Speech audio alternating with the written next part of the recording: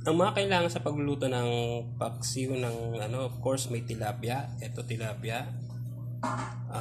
Ito ay mga ricados, may kamatis, may sili, pantanggal ng lansa ng tilapia, luya, sibuyas, at syempre meron ding talong.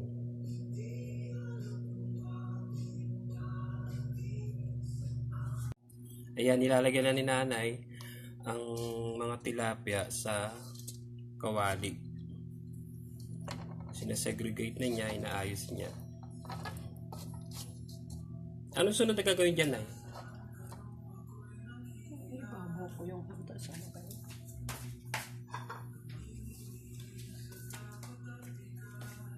Yan, nilalagay niya yung mga ricados. Una yung kamatis, tapos yung sili,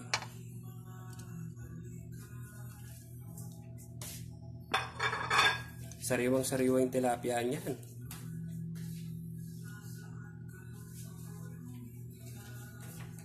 Ang susunod ay talong. Nakaibabaw lang siya doon sa tilapia.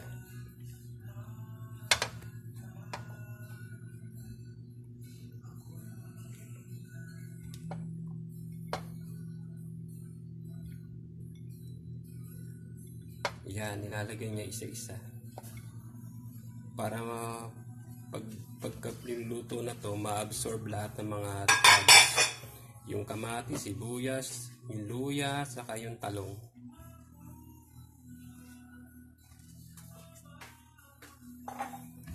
Tapos, lalagyan niya ng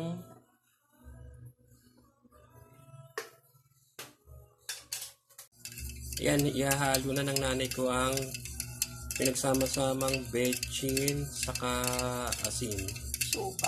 saka suka.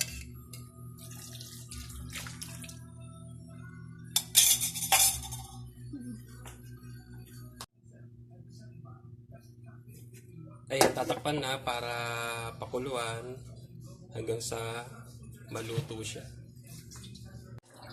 Ayan, binuksan na nanay ko. Ayan, kumukulo na siya.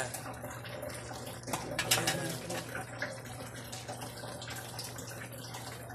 Ayan. Tapos lalagyan ngayon ng kaunting mantika. Ayan. Sarap yan. Ayan guys. Tilapyang paksiw ng mother ko na waray ang pagkaluto. Guys, sana matikman nyo itong luto na to. Dahil napakasarap. Ang tilapyang paksiw ng wanga waray. Ayan yung texture niya.